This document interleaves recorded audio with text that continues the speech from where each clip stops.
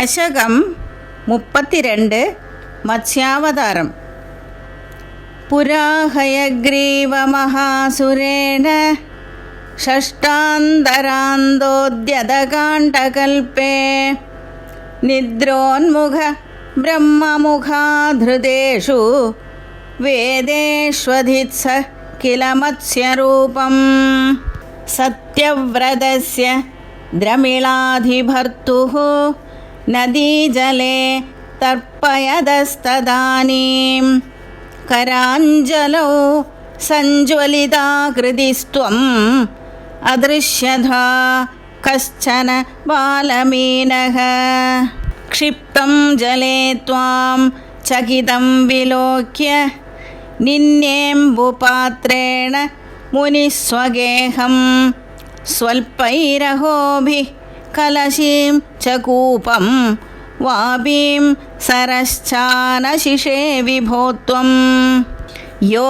യോഗപ്രഭാവാദ് ഭവദാജ്ഞയൈവ നീതസ്തദസ്ത്വം മുനിനാ പയോധിം പൃഷ്ടോ മുനാ കൽപ്പതി ദൃക്ഷുമേനം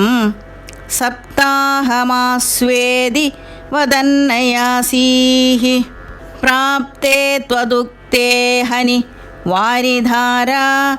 പരിപ്ലുതേ ഭൂമിതലേ മുനീന്ദ്രഃ സപ്തർഷിഭിഃ സാർദ്ധമപാരവാരിണി ഉദ്ഘൂർണമാന ശരണം യയൗ ത്വാം ധരാം ത്വദാദേശകരീമവാപ്താം നൗരൂപിണീമാരുരുഹുസ്തദാതേ തത്കമ്പകമ്പ്രേഷു ച തേഷു ഭൂയഃ ത്വമംബുധേരാവിരഭൂർമഹീയാൻ